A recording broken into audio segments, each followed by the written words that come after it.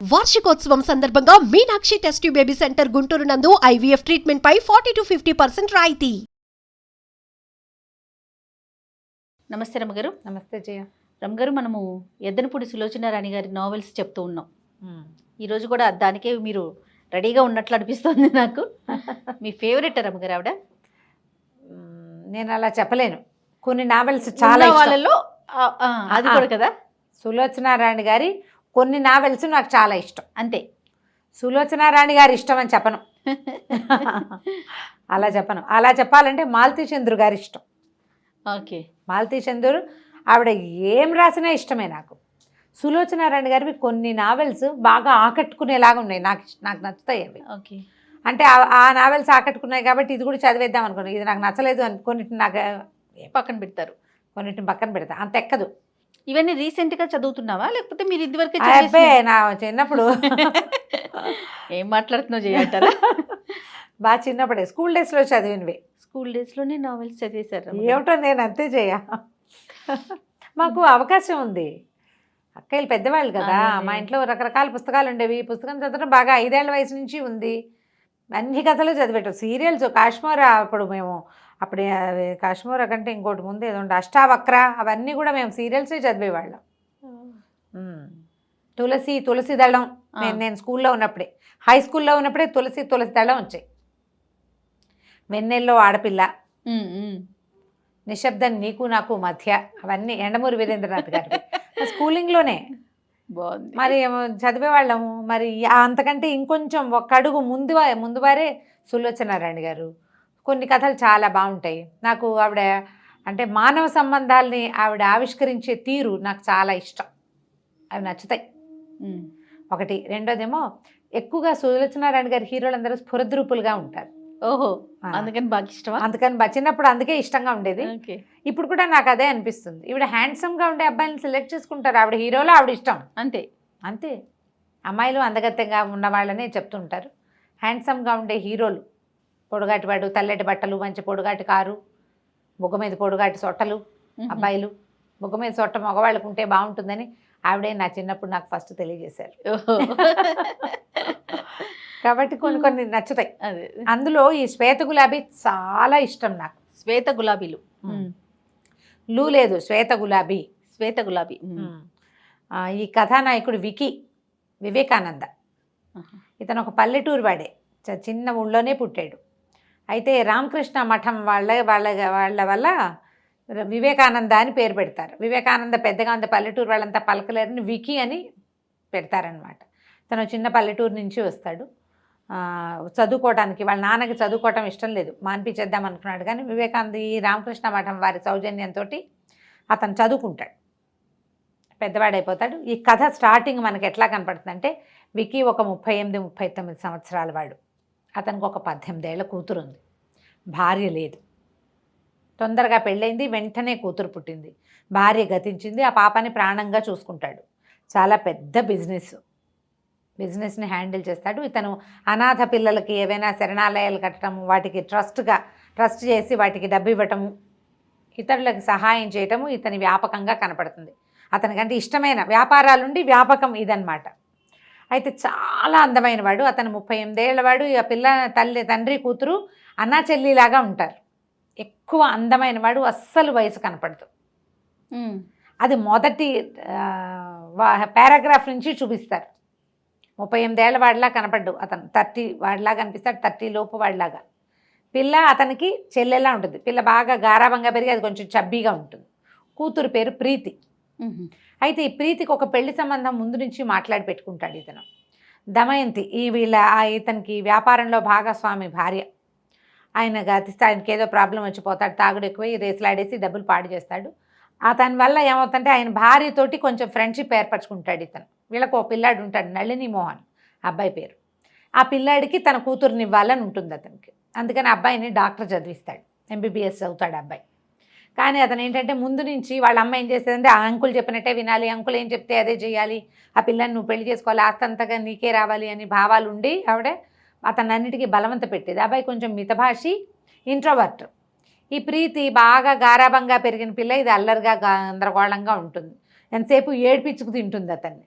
ప్రేమగా ఉండటం అంటే దానికి ఏడిపించడమే తన ప్రేమ అనమాట. అయితే ఈ కథలో మనకి మొదట ఎట్లా కనపడుతుందంటే ఈ కూతురు ఫోన్ చేస్తుంది నేను మీటింగ్లో ఉండగా, నా ఫ్రెండ్కి జ్వరం వచ్చింది, అస్సలు లేచేలాగా లేదు, హాస్పిటల్కి తీసుకెళ్తే రూమ్ ఏం కుదరలేదంటే ఇతను ఫోన్ చేసి నా కూతురు ఫ్రెండ్ అని చెప్తాడు. హాస్పిటలైజ్ అవుతుంది ఒక అమ్మాయి ఏంటంటే ఆ పిల్లకి అందరితో ఫ్రెండ్షిప్పే. ఇవాళ వీళ్ళే నా ప్రాణం ఉంటుంది, రేపొద్దున బద్ధశత్రువులు అయిపోతారు, మాట తేడా వస్తే కోపం వచ్చేస్తుంది దానికి. కాకపోతే ఈ హాస్పిటలైజ్ అయింది, ఇతని ఇంటికి వెళ్ళి అది ఇది చూసేసరికల్లా కూతురు రాదు ఇంటికి. ఏమిటి అని వెళ్తే అక్కడ ఒక అమ్మాయి హాస్పిటలైజ్ అయ్యి ఉంటుంది. దీని వయసుది కాదు, ఆ పిల్లకు 26-27 ఏళ్ళు ఉంటాయి, కూతురు వయసు పిల్ల కాదు. వైజాగ్ వెళ్ళినప్పుడు ఆ అమ్మాయితో పరిచయం అయింది. వైజాగ్ ఈ అమ్మాయి ఏం చేస్తుందంటే కారులో అక్కడికి ఇక్కడికి డ్రైవర్ని తీసుకుని వెళ్ళటం, గుళ్ళు గోపురాలు వెళ్ళటం అలవాటు ఉంది. పెళ్ళిళ్ళకి వెళ్ళి అక్కడి నుంచి పెళ్ళికి వెళ్ళేది గుడికి. ఈ వైజాగ్లో సింహాద్రప్పన్న దేవాలయానికి వెళ్ళినప్పుడు పరిచయం. ఈ అమ్మాయి పేరు అనురాధ, అన్ను అని చెప్తుంది. ఆ అమ్మాయి కూడా బాగానే ఉంటుంది, టైఫాయిడ్ లాంటిది ఏదో న్యూమోనియా లాంటిది ఏదో అనారోగ్యం, చాలా కష్టం. ఈ నళిని మోహన్ కూడా అక్కడే ఉంటాడు. ఆవిడ భలే ఆకట్టుకుంటుంది ఆ మంచం మీద ఉన్న అమ్మాయి. ఇతని వయసుతో ఇతని కంటే కొంచెం పెద్దదో కూడా ఈ నళిని మోహన్ కంటే. తను MBBS అయిపోయిన వాడు కదా. అయితే ఏమవుతుంది, సరే ఒక పూట గడుస్తుంది. ఆ రోజు రాత్రి ఇంటికి రాదు పిల్ల, ఇతనే హాస్పిటల్కి వెళ్తాడు. వెళ్ళాక చూస్తే సరే కూతుర్ని నువ్వు పడుకో నేను చూసుకుంటానని చెప్పి తండ్రి కూతుర్ని పడుకోబెట్టి ఆ పిల్లని చూసుకోవడానికి దగ్గర నుంచుంటే ఆ అమ్మాయి కాసేపటికి అరిచి మమ్మీ వెళ్ళొద్దు మమ్మీ నేను నీతో వచ్చేస్తానని కలవరింతలు, జ్వరాల్లో ఒక రకమైన డెలీరియం వస్తుంది కదా. అయితే ఏమవుతుంది, ఆ అమ్మాయి ఏడుస్తూ ఉంటుంది. సరే కావలించుకుంటుంది, ఎవరో ఒకళ్ళు మనిషి పట్టుకుంటారు, పడిపోతుంటే పట్టుకుంటాడు. ఈ దగ్గర కూర్చునేసరికి ఆ మెడలో ఇంచి ఒక చిన్న $1 ఉన్న గొలుసు బయటపడుతుంది. ఆ $1 పట్టుకునేసరికి అందులో ఒక ఫోటో ఉంటుంది. ఆ ఫోటో గుర్తుపడతాడు అతను. ఇతనికి తెలుసు, పారిజాతం ఆవిడ పేరు. పక్కపాపిడి చక్కగా రాస్తారు, పొట్టి చేతులు జాకెట్టు, పక్కపాపిడి, పెద్ద బొట్టు, చక్కగా అందంగా నవ్వుతున్న పారిజాతం. హడిలిపోతాడు, ఇదేంటి పారిజాతం ఫోటో ఇక్కడికి ఎట్లా వచ్చింది? తీరా చూస్తే ఈ పిల్లెవరో అతనికి తెలుసు. పారిజాతానికి ఒక కూతురు ఉంది, శ్వేత, 8 ఏళ్ల పిల్ల. ఆ పిల్ల చనిపోయినప్పుడు దానికి 8 ఏళ్ళు. తెల్లగా ఇంత బూరి పుగ్గలతో పొట్టి క్రాఫ్ట్ తోటి పుష్టిగా ఉండే పిల్ల స్థానంలో ఈ 5, 7, 5, 8 ఉండి ఇంత పొడుగున సన్నగా పొడుగ్గా మంచి చక్కగా కనపడుతున్న అవయవ సౌష్ఠవంతో కనపడే ఈ అమ్మాయి ఆ పిల్లంటే నమ్మలేకపోతాడు. ఆ అమ్మాయి ఒంటి మీద ఒక చోట పుట్టుమచ్చ ఉంటుంది, అతనికి తెలుసు. చూసి ఈ పిల్లే ఆ పిల్ల అని నిర్ధారించుకుంటాడు. ఆ పారిజాతం ఎవరు అని చెప్పాలి. ఇతను ఇక్కడ చదువుకోవడానికి సిటీకి వచ్చాడు. వస్తే కాలేజీలో ఏదో స్పీచ్ ఇస్తాడు, అందరు చాలా మెచ్చుకుంటారు. ఇతనికి చాలా చక్కగా మాట్లాడడం, స్ఫురద్రూపి మనిషి, బాగుండేవాడు. మామూలు బట్టల్లో ఉన్న పిల్లలు అందంగా కనిపిస్తారు, మగ పిల్లలు. దానితో మంచి వాయిస్, బాగా మాట్లాడితే అట్రాక్టివ్గా ఉంటారు. అతనికి ఒక ఉత్తరం ఇస్తారు ఎవరో, రేపు వచ్చి కలుసుకో వివేకానంద ఇక్కడికి రాని పారిజాతం అని పేరుతోటి. ఎవరో తెలియదు. ఇతను అక్కడికి వెళ్ళేసరికల్లా మనం ముందు చెప్పిన పారిజాతం అక్కడ ఉంటుంది. గుర్తుపట్టాడు. ఇతను చిన్నప్పుడు స్కూల్లో ఉండగా వాళ్ళ మేనమావ గారింటికి వెళ్ళేవాడు. వాళ్ళ పక్కింటి అమ్మాయి ఈవిడ. అక్కడ పార్వతి పేరుతోటి ఉండేది. నువ్వా అని ఆశ్చర్యపోతాడు. ఆవిడకి పెళ్లి కుదిరిస్తే ఆ అమ్మాయి ఇంట్లో నుంచి పారిపోతుంది, ఎవరితోటో పారిపోతుంది. ఇప్పుడు వేరేగా సెటిల్ అయి ఉంది. పెద్ద ఇల్లు, గుర్ఖా, ఓ డ్రైవరు, కారు, వంట మనిషి, గ్రాండ్ లైఫ్ స్టైల్లో ఉంది. ఇంత పిల్ల, 6-7 సంవత్సరాల పిల్ల. ఆవిడ ఈవిని చక్కగా తమ్ముడిలాగా చూసుకుంటుంది, చాలా ప్రీతిగా చూస్తుంది. బట్టలు కుట్టిస్తుంది, శుభ్రంగా భోజనం పెడుతుంది. హాయిగా ఆ పిల్లతో ఆడుకుంటూ అక్కడే ఉంటాడు. ఒక రూమ్ ఉంది, రూమ్కి వెళ్తూ ఉంటాడు, కానీ ఎప్పుడు వచ్చి ఇక్కడ ఉంటూ ఉంటాడనమాట. చాలా బాగా మంచి క్లోజ్ అవుతారు. 1 సంవత్సరం దాదాపుగా వాళ్ళ ఇంటికి తిరుగుతాడు. ఒకరోజు ఆ ఇంటికి వచ్చిన ఒక ఆయన దృష్టిలో పడతాడు. ఆయన ఎవరంటే ఈ అమ్మాయి ఎవరితో ఉంటుందో ఆయన. ఈ కుర్రాడు ఎవరికో గేలం వేసిందన్న ఫీలింగ్ వచ్చింది అతనికి. నిజానికి ఇక్కడున్న సంబంధం అది కాదు. ఈవిడికి ఏంటంటే ఒక హార్ట్ ప్రాబ్లం ఏదో ఉంది. మొదట ఎవరితో వచ్చిందో ఆయనతోటి లేదు. తర్వాత కొంచెం వ్యాపారం వచ్చిన ఆయన, తర్వాత ఆయన ఈవిడికి వ్యాపారం చేయటం అది నేర్పించాడు. బిజినెస్లో బాగా సంపాదించుకుంది, పిల్ల పేరుతో అన్నీ ఏర్పరిచి పెట్టుకుంది, బంగారం వెండి అన్నీ కొనుక్కుంది. కానీ హార్ట్ ప్రాబ్లం ఉంది. ఈయన ఒక లాల్చి వేసుకున్న మార్వాడి ఆయన అప్పుడప్పుడు వచ్చిపోయేవాడు. ఆయన మెయింటెనెన్స్లో ఉంది ఈవిడ. అయితే ఈ పిల్లాడితోటి బాగా ఉంటుందని అతనికి గొడవ చేస్తాడు. చాలా గొడవ అయిన తర్వాత వీటి కుర్రాడి కోపం వచ్చేస్తుంది. చీచి వీళ్ళ ఇంటికి వెళ్ళకూడదని మానేస్తాడు. 1 వారం 2 వారాలు వెళ్ళకుండా అయిపోతాడు, కొన్ని వారాల పాటు. ఆ పిల్ల మీద బెంగ ఉంటుంది, అక్క మీద ప్రీతి ఇతనికి. చిన్నవాడు అప్పటికి ఒక 17-18 సంవత్సరాలు ఉంటాయి. Degree 2nd year 3rd year అట్లా ఉంటాడనమాట. అయితే ఏమవుతుందంటే ఒకనాడు ఉత్తరం రాసి కబురు చేస్తే వెళ్తాడు. అక్కడికి వెళ్ళేసరికి ఆవిడ చాలా నీరసంగా కనపడుతుంది.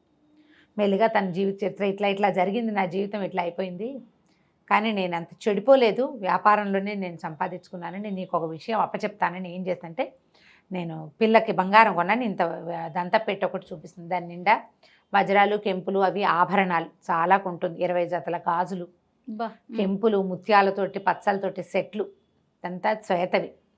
నేను ఇప్పుడు ఆపరేషన్ చేయించుకుంటా, బతికున్నానా సరే, ఒకవేళ నేను చచ్చిపోతే పిల్ల బాధ్యత, ఈ బంగారం బాధ్యత నీది.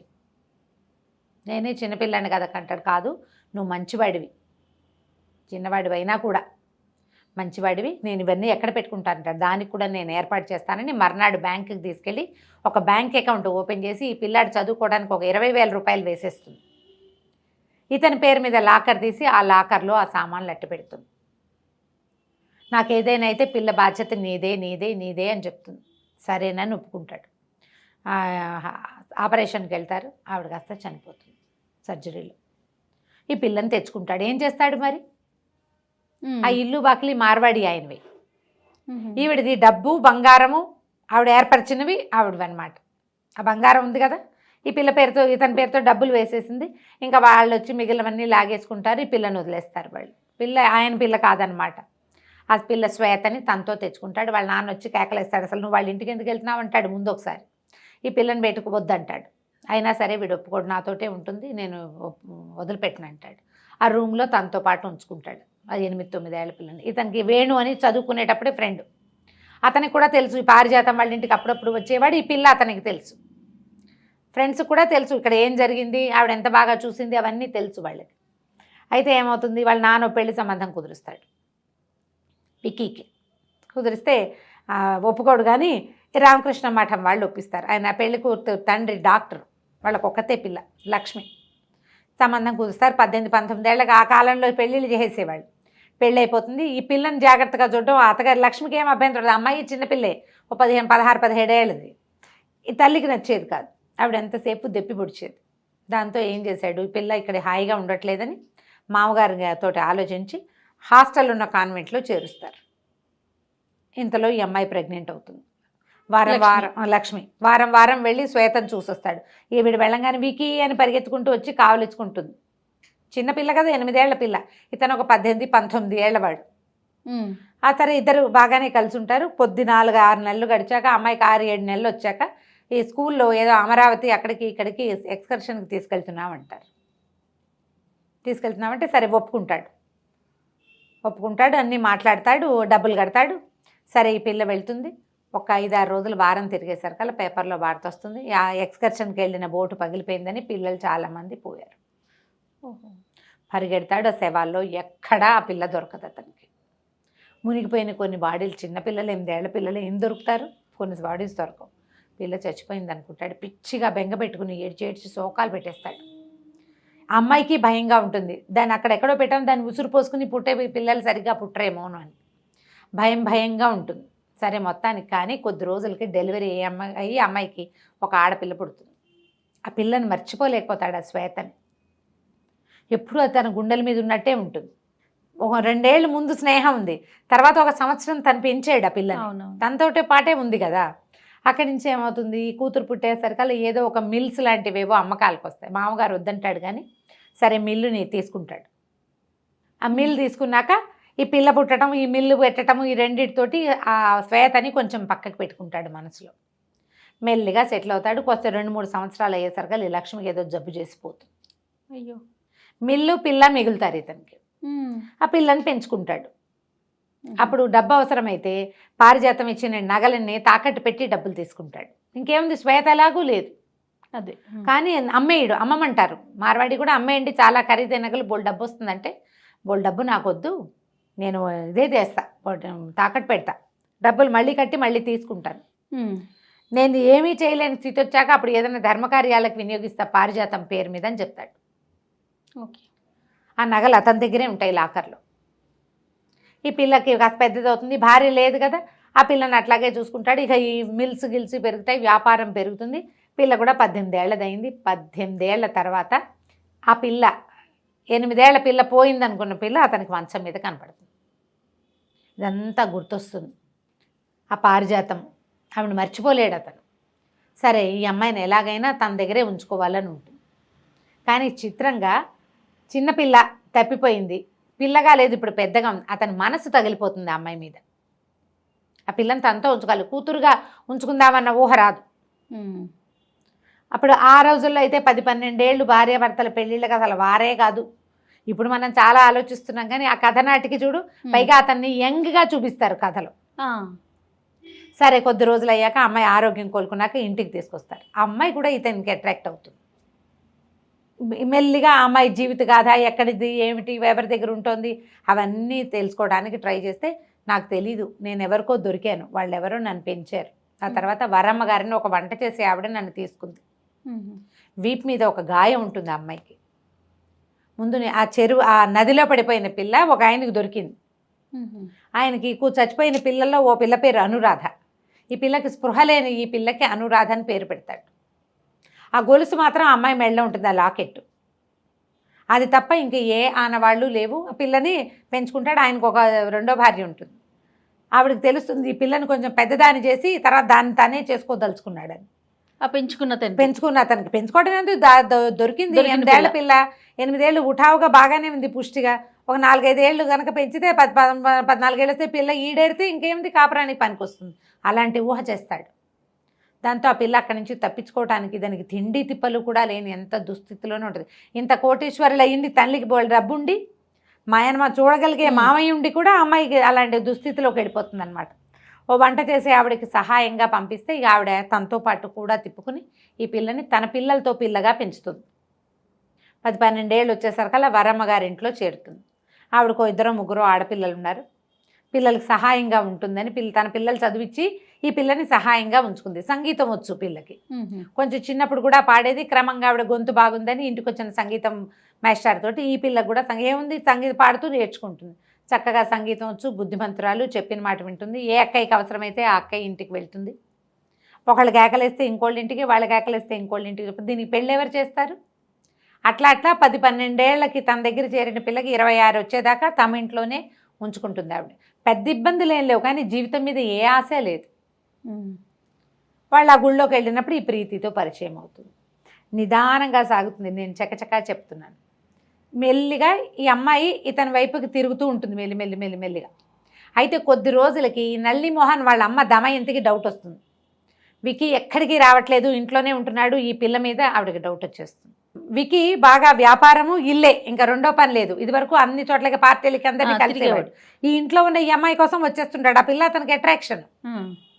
చిన్నతనమే కాదు, ఇప్పుడు కూడాను. ఓకే, ఎలాగైనా ఆ పిల్లల్ని తనతో ఉంచుకోవాలి. ఆ ప్రీతి నేర్పడానికి ఇంకేం అవకాశం ఉంది, ఇంటికి వచ్చేస్తుంటాడు. ఇతను ఎక్కడా కలవటం లేదు. ఈ పిల్ల ఎవరో వీళ్ళ ఇంట్లో చేరిందని తెలుసుకుంటుంది నళిని మోహన్ వాళ్ళ అమ్మ. ఆవిడకి ఏంటంటే తన కొడుక్కి వికీ కూతుర్ని ఇచ్చి పెళ్లి చేసుకోవాలి, వికీ తనవాడుగా ఉండాలని ఉంటుంది ఆవిడకి. విచిత్రమైన ఆలోచనలు అనమాట. అలాగే ఉంటాయి. ఆవిడ బాగా మెయింటైన్ చేస్తుంది, పల్చటి చీరలు అవి కట్టుకుని మెయింటైన్ చేసినా విక్కీ కంటే పెద్దదిగానే ఉంటుంది. కానీ విక్కీని చేయి జారనివ్వకూడదు అనుకుంటుంది. విక్కీ తన్నే చూసుకోవాలని ఆవిడ ఉద్దేశం. ఈ కొత్తగా చేరిన పిల్ల దీంతో వచ్చేసరికల్లా ఇబ్బందికరంగా ఉంటుంది. ఆవిడకి ఏం చేయాలో తెలియదు. మధ్యలో ఓ రోజు ఎప్పుడు వచ్చి నేను వైజాగ్ వెళ్తున్నాను, నువ్వు కూడా రాని టికెట్ బుక్ చేసేస్తుంది. ఈ లోపల వాళ్ళ ఇంటి నుంచి ఒక ఉత్తరం వస్తుంది ఆ అక్క దగ్గర నుంచి, నువ్వు ఇప్పుడు రాబోక మేము ఎక్కడికో వెళ్తున్నాము అని. దాంతో పంపించమంటారు. ఆవిడ కుళ్ళు మండిపోతుంది. ఈ వికీ అట్రాక్షన్ ఈ అమ్మాయిదే అని తెలుస్తుంది. ఏంటంటే ఇప్పుడు ఆడవాళ్ళకి ఒక ఇన్స్టింక్ట్ ఉంటుంది. మగవాళ్ళ మొహం ఎవరిని చూస్తే వెలుగుతోందో ఆడవాళ్ళు తెలిసేసుకుంటారు. అది ఎంత బాగా చూపిస్తారో ఈ కథలో. ఎవరైనా ఇద్దరి మధ్య ఆకర్షణ ఉందో లేదో తెలుసుకోవాలి అంటే వాళ్ళ మొహాలు, వాళ్ళు ఒకళ్ళొకళ్ళు ఎదురుపడ్డప్పుడు వాళ్ళ మొహాలు ఎలా ఉన్నాయో చూడాలి, పరిశీలించాలి. ఈవిడికి డౌట్ వస్తుంది, ఆవిడ నిర్ధారించుకుంటుంది. ఎలా ఈ అమ్మాయిని తప్పించాలో తెలియదు. ఇంతలో ఏమవుతుంది, ఇతని ఫ్రెండ్ వేణు వస్తాడు. ఎక్కడో ఉంటాడు అతను అనుకుంటా, బెంగళూరు ఆ వైపు, బహుశా ఏదో చల్లటి ప్రదేశం. అతను ఇక్కడికి వచ్చేసరికల్లా ఈ అమ్మాయిని చూస్తే ఆశ్చర్యపోతాడు. ఏమిట్రా అమ్మాయి ఎక్కడైనా చూసిన మొహంలాగా ఉందనుకుంటాడు. ఎందుకంటే పారిజాతాన్ని చాలాసార్లు చూశాడు కదా. ఈ అమ్మాయి కదిలినప్పుడు వాళ్ళ అమ్మ మొహం కనపడుతూ ఉంటుంది. పొడుగాటిది పిల్ల, బాగా పారిజాత కంటే పొడుగు, కానీ వాళ్ళ అమ్మ లుక్స్ కనిపిస్తాయి. చిన్నతనంలో చూసిన వాళ్ళని గుర్తుపడతాం కదా, చూసిన మొహంలా ఉందని. అయితే వివేక ఏం చేస్తాడంటే వికీ మొత్తం దాచకుండా చెప్తాడు వేణు, ఎందుకు ఇంత ఆలోచిస్తున్నావు, ఆలోచించొద్దు, పెళ్లి చేసేసుకో ఈ పిల్లని అని చెప్తాడు కానీ చేయలేకపోతాడు. అబ్బాయి తన గతం పట్ల ఎలా ఫీల్ అవుతోందో అవి అతనికి బాగా తెలియదు అనమాట. సరే అక్కడి నుంచి వీళ్ళు నలుగురు కలిసి ఆ కూతురు అన్ను ప్రీతి వీళ్ళిద్దరూ వేణు అండ్ విక్కీ నలుగురు కలిసి బెంగళూరు వెళ్తారు. చక్కగా వారం 10 రోజులు హాయిగా తిరుగుతారు. సడన్గా ఒక టెలిగ్రామ్ వస్తుంది, ఇక్కడ ఏదో కంపెనీ పోతుందని. తీసుకొచ్చేస్తాడు మళ్ళీ వెనక్కి. మధ్యలో 1-2 సార్లు వీళ్ళు క్లోజ్ అయ్యే సందర్భం వస్తుంది. ఈయన పట్ల ఒక అట్రాక్షన్ ఉంది కదా అమ్మాయికి, దాంతో ఏదో కొంచెం సన్నికర్ష ఏర్పడుతుంది. ఆయనతో ఉంటే తనకు బాగుందని తెలుస్తూ ఉంటుంది అమ్మాయికి. ఎవరైనా ముట్టుకుంటే నచ్చదు అలాంటి గుణం ఉన్న అమ్మాయి ఇది ముట్టుకుంటే బాగుందనిపిస్తుంది. ఎంత స్మూత్గా రాస్తారంటే ఒక కనపడని ఒక రొమాన్స్ వర్డ్స్లో లేదు. అది ఎంత బాగుంటుందో, భలే స్వీట్గా రాస్తారు. సరే మళ్ళీ వెనక్కి వస్తారు. వెనక్కి వచ్చిన తర్వాత ఎలాగైనా ఈ అమ్మాయిని సెపరేట్ చేయాలి. ఇంతలో ఏమవుతుంది, ఆ నళిని మోహన్ నేను మీతో మాట్లాడాలి, మీరంటే నాకు ఇష్టం అని చెప్తాడు ఈ అమ్మాయికి. ఏం చేయాలో తెలీదు. ఈ పిల్లవాడిని పెళ్లి చేసుకోవాలనుకుంటుంటే వాడికి పోయి ఇదంటే ఇష్టం అని పెడతాడు. ఈ అమ్మాయి సింపుల్గా ఉండటము ఇవన్నీ అతనికి నచ్చుతాయి. అక్కడి నుంచి ఇతను ఏం చేస్తాడు, విక్కీ నువ్వేం సంగీత పాఠశాలలో చేర్చాలనుకుంటా, చాలా బాగా పాడుతుందని. కానీ ఈ అమ్మాయికి ఏం డిగ్రీ లేదు, ఉద్యోగం రాదు. అందుకని తను పెడుతున్నటువంటి అనాథ బాల శరణాలయం అవి చూపించి దాన్ని కేర్ టేకింగ్ చేయమంటారు. అయితే అమ్మాయి అంటే ఇక్కడ ఒక కళ్యాణ మండపం కట్టచ్చు కదా అని ప్రపోజ్ చేస్తుంది. ద ప్లేస్ ఖాళీగా ఉంది, ఇతనికి బాగుంది ఐడియా, అదేదో కట్టడం మొదలు పెడతాడు. ఇంతలో ఈవిడ వచ్చేసి దమయంతి వచ్చి అనురాధను గట్టిగా కేకలేసేస్తుంది, నువ్వు ఇట్లా చేస్తావు అట్లా చేస్తున్నావని. ఆ నళిని ఏమో చెప్తాడు వాళ్ళ అమ్మకి, నేను అనుని పెళ్లి చేసుకుంటాను అని. దాంతో ఆవిడ చెడామడా తిట్టేసరికల్లా పారిపోతుంది, వెళ్ళిపోతుంది, నేను వెళ్ళిపోతున్నానని చెప్పి వెళ్ళిపోతుంది. అక్క వాళ్ళ ఇంటికి వెళ్తుంది. 2-3 కొద్ది రోజులు చూసాక ఈ విక్కీ ఇంకా ఉండలేకపోతాడనమాట. ఆ అమ్మాయి కోసం ఆ ఊరు వెళ్ళి వాళ్ళ అక్క వాళ్ళకి నాకు ఉద్యోగం ఇస్తాము, 800 జీతం ఇస్తానని వాళ్ళని ఒప్పించి 800 వస్తుందంటే వాళ్ళకి హెల్ప్ఫుల్గా ఉంటుంది కదా. చచ్చి చెడి చేసినా 300 కూడా రాని రోజులు. నువ్వు 400 ఇచ్చుకుని మాకు 400 పంపించచ్చు, నాకు సహాయంగా ఉంటావు, 10 ఏళ్ళ నుంచి నిన్ను ఉంచుకున్నాను కదమ్మా అని అక్క బాబా ఇద్దరు బతులాడతారు. ఈ రూముకి తీసుకెళ్తాడు తనతో పాటు హోటల్కి. తీసుకెళ్ళి ఈ జరిగిన కథ అంతా చెప్పేస్తాడు. తనకి తెలుసు కొన్ని లీలగా ఏంటి, ఒక ఉయ్యాల ఏదో ఒక ఇంట్లో తిరిగేదాన్ని, మా మమ్మీ నాకు తెలుసు, ఎవరో అంకులను ఉండేవారు నాకు గుర్తులేదు, కొన్ని అప్పుడప్పుడు కల్లో ఉన్నట్టు ఉంటాయంటే ఆ మొత్తం ఫోటోలు చూపిస్తాడనమాట. వాళ్ళ ఇంట్లో ఒక కృష్ణుడి బొమ్మ, ఒక ఫౌంటైన్ అవి ఉంటాయి. మొత్తానికి ఆ అమ్మాయి కాస్త ఇతనికి ఒప్పుకుంటుంది తనతో ఉండిపోవటానికి. వాళ్ళకి చెప్పేస్తారు. వాళ్ళ అక్క బావ కూడా చెప్పేస్తాడు, పిల్ల మా అక్కయ్య కూతురే ఇట్లా అయిపోయింది, ఇంతకాలానికి దొరికింది, ఈ ఒంటి మీద ఒక పుట్టుమచ్చ ఉంది, ఆ గొలుసు అదే అండ్ నేను గుర్తుపడతాను. ఫోటో చూపిస్తే ఆవిడ ఈ మొహం ఈ అమ్మాయి మొహం ఒకేలా, తన ఫోటోలన్నీ ఇతని దగ్గర ఎందుకు ఉంటాయి. వాళ్ళు కూడా సంతోషించి ఒప్పుకుంటారు. ఇంటికి తీసుకొస్తాడు, కూతురికి చెప్తాడు. చెప్తే ఒప్పుకుంటుంది. అది ఒప్పుకుని ఏం చేస్తుంది, అన్న దమయంతికి చెప్తుంది. తీసుకెళ్ళి చెప్పేసరికి పక్కపక్కనవి దొంగ కథ చెప్తున్నారు, మీ నాన్న దాన్ని పెళ్లి చేసుకోవడానికి మీ నాన్నని వల్ల వేసుకుంది, మీ నాన్నని కాకుండా చేసింది, అన్ను పెళ్లి చేసుకుందామని అడుగుతాడు అనురాధని. అడిగితే అమ్మాయి ఏమంటుందంటే, ప్రీతి పెళ్ళి అనుకున్నావు, ఆ పిల్ల పెళ్ళి అయిపోనివ్వు ముందు, దాని పెళ్లి మీద మన పెళ్ళి ఎఫెక్ట్ పడుతుందేమో, అది వెళ్ళాక అప్పుడు మనం ఆలోచిద్దామని చెప్తుంది. కానీ తనతో తీసుకొస్తాడు కదా. ఈ అమ్మాయి ఏం చేస్తుంది, ఈ దమయంతి మాటలకు పడిపోతుంది. ప్రీతి గమనిస్తుంటుంది, తల్లి తండ్రితోటి అమ్మాయి క్లోజ్గా ప్రవర్తిస్తోందని దీని కోపం. నా ఫ్రెండు, మా నాన్న నీకు కూడా నాన్నే కావాలి, నువ్వు నా ఫ్రెండు కదా అంటుంది. అని చెప్పి మడా పొట్లాడి, నీకు సిగ్గులేదు, నీకు అది లేదు ఇది లేదు, పో మా ఇంట్లో నుంచి, మా నాన్న నాకు కాకుండా చేస్తున్నావు అని చర్చి కేకలు పెడుతుంది. ఆయనకి అసలు లెంపకాయ కొడతాడు, పిచ్చిబాగుడు బాగుతావా నువ్వు అని. కొట్టేసరికి అసలు జీవితంలో నేను దెబ్బతినలేదు, ఫస్ట్ టైం నీ వల్ల, నువ్వు రాక్షసివి, నువ్వు వచ్చాకే మా నాన్న నాకు కాకుండా పోయాడు అని చెప్పి ఏడుస్తూ దమయంతి దగ్గరికి వెళ్ళిపోతుంది. ఇక్కడ ఏం చేయాలి వీళ్ళు, నాకేం వద్దు, ప్రీతిని తెచ్చివు చాలు అని వికి, నాకు ఇంకేం వద్దు, నాకు ప్రీతే కావాలంటుంది. అంత ప్రేమగా ఉంటుంది ఆ ప్రీతి. దీంతో ఏం తీసుకొస్తాడు, ఆ అమ్మాయిని ఎంత బతిమలాడినా నేను రానంటుంది. నువ్వు నన్ను మోసం చేసావు, నువ్వు దాని వల్ల పడిపోయావు, నేనే ఆ పిల్లని ప్రేమిస్తున్నానని చెప్పలేకపోతాడు. కూతురికి ఎట్లా చెప్పాలో అతనికి అర్థం కాదు. సరే నానా గందరగోళం అవుతుంది. అక్కడి నుంచి ఏం చేస్తుంది, దాని 18వ పుట్టినరోజు వస్తుంది. 18 ఏళ్ళు నిండితే మేజర్ అయిపోతుంది కదా. వెంటనే నా ఆస్తి నాకు స్వాధీనం చేయమని కాగితం రాసి ఇది చేస్తుంది, కేసు వేయిస్తుంది దమయంతి. పెళ్లి సంబంధం పెళ్లి చేసేస్తానని అడుగుతాడు దమయంతిని. మొత్తం ఆస్తి అంతా మీరు ప్రీతి పేరు మీద రాస్తేనే చేసుకుంటామంటుంది. ఆవిడ ఊరుకోదు, ఆ విక్కీ తన చేతిలోంచి జారిపోయాడని. దాంతో ఇంతలో నల్లి మోహన్ తిరిగి వస్తాడు ఎక్కడి నుంచో వెళ్ళి. ఇక్కడ ఏం జరుగుతుంది ఏంటని చూసుకునేసరికల్లా బాగా చెడామడా తిడతాడు. నీకేమైనా పిచ్చెక్కిందా? నేను అన్నం చేసుకుందాం అనుకున్నాను, ఎన్ని ఉత్తరాలు రాసిందో, ఇట్లా చెయ్యొద్దు, నువ్వు నాకు అన్నయ్యగా భావిస్తున్నాను అని చాలా క్లియర్గా రాసింది. ప్రీతికి నేనంటే ఎంత ఇష్టమో రాసిందమ్మా. నన్నేం చేయలేదు తను, అయినా అంకుల అమ్మాయిని ఇష్టపడితే నీకేం బాధ? మధ్యలో 10 ఏళ్ళైంది వీళ్ళమ్మ చచ్చిపోయి, అతను ఎవరితోటి పెళ్లి చేసుకోవాలా, ఎవరితోటి ఇన్వాల్వ్ అవ్వాలి, ఎవరన్నా ఒక అమ్మాయిని చేసుకోదలిస్తే మీకేం అభ్యంతరం, ఎందుకు చేస్తున్నారంటాడు. ఇంతలో వేణు వస్తాడు. వచ్చేసరికి ఈ గొడవలంతా జరుగుతున్నాయని తెలిసి అతను అడుగుతాడు, మరి ఇన్నేళ్ళు నింది ఈ దమయంతి కూడా మీ నాన్న వెంటపడింది, అయినా మీ నాన్న ఏమి చేయలే. మీరు ఇది చెప్పింది ఇది కథ కాదు, ఇది అక్షరాల నిజం. నేను కూడా పారిజాతం వాళ్ళ ఇంటికి వెళ్ళేవాడిని. శ్వేత వీడితో పాటే రూమ్లో ఉంది. మీ అమ్మా నాన్నల పెళ్ళయ్యాకే అది యాక్సిడెంట్లో చచ్చిపోయింది, దానికోసం ఏడ్చేవాడు. ఆ పిల్ల దొరికింది, అది వాడికి ప్రేమ కలిగింది అమ్మాయి మీద. ఏం తప్పు? తప్ప అది? నీకు 18 ఏళ్ళవి నువ్వు పెళ్లి చేసుకుని మొగుడుతో వెళ్ళిపోవాలనుకుంటున్నావు, 38, 39 వచ్చిన మీ నాన్న మాత్రం ఒంటరిగా ఉండాలని ఎలా కోరుకుంటావు? సరే అయ్యో నేను చాలా తప్పు చేశానంటే ఇంతలో ఏమవుతుంది, ఈ నళిని మోహన్ పరిగెత్తుకుంటూ వస్తాడు. మీకు జరిగిన శాస్తి జరిగింది, అనురాధ స్లీపింగ్ పిల్స్ తీసుకుని చనిపోయేలాగా ఉంది అని హాస్పిటల్కి పరిగెడతారు. అమ్మాయి ఎవరి దగ్గరకో వెళ్తుంది. ఇది అనాథ శరణాలయంలో ఉంటారు కదా, అక్కడ ఉన్న పిల్లల్లో ఒక ఆఫీస్ అసిస్టెంట్ ఎవరో ఉంటుంది, కళ్యాణం ఏదో క్యారెక్టర్. వాళ్ళ ఇంటికి వెళ్ళింది, రాత్రి పడుకుంది, పొద్దున్నే చాలా స్లీపింగ్ పిల్స్ వేసేసుకుంది. ఇక బతికుండి ప్రయోజనం లేదు, అదికి ఎలాగూ దక్కేది లేదు, ఈ పిల్ల తండ్రి విడిపోతున్నారు కదా తన వల్ల అని చాలా కష్టపడి బతికిస్తారు. బతికిస్తాక తర్వాత ఈ ప్రీతి చాలా ప్రాధాయపడి ఒప్పిస్తుంది అనమాట, పెళ్లి చేసేసుకోమన్న వాళ్ళ నాన్నని అమ్మ నాన్నతోటే నా పెళ్ళి అవుతుందని వాళ్ళిద్దరికీ పెళ్లి చేశాకే ప్రీతి పెళ్ళి అవుతుందన్నమాట. ఆ శ్వేత గులాబీ అని పిలిచేవాడు. వాళ్ళ ఇంట్లో ఎక్కడ ప్రతి చోట అసలు మనకు మొట్టమొదటి చూపించడం కూడా ఒక ఆకుపచ్చటి రెమ్మలు, వాటి మధ్యలో తెల్లటి గులాబీ పువ్వు చెప్తారు. అతనికి వైట్ గులాబీలు అంటే అంత ఇష్టం. ఆ తెల్ల గులాబీ లాగా ఉండే అమ్మాయి మీదకి వస్తమే ఉండి ఉండి ఉండి ఉండి చివరికి ఆ పిల్ల దొరికాక పెళ్లి చేసుకుంటాడు. శ్వేత గులాబీ చాలా బాగుంది రమ్మగారు, భలే ఇంట్రెస్టింగ్గా ఉంటుంది చదివితే. అయితే యంగ్గా ఉండే వాళ్ళు మనకి ఇప్పటికీ కొంతమంది కనిపిస్తారు. కథ బాగుంటుంది. 18 ఏళ్ల పిల్లకి పెళ్ళేమిటి అనిపిస్తుంది, కానీ చేసేవాళ్ళు ఆ రోజుల్లో 70s ఏం పెద్ద ఆలోచించే వాళ్ళు ఏం కాదు. చాలా ఇంట్రెస్టింగ్గా ఉంటుంది కథ. తాపీగా చదివితే ఇంకా ఇంకా ఇంకా ఇంకా చాలా బాగుంటుంది. ట్రై చేసి చదవండి, స్క్రిప్ట్లో దొరుకుతుంది. సూపర్. నమస్తే రమ్మగారు. నమస్తే.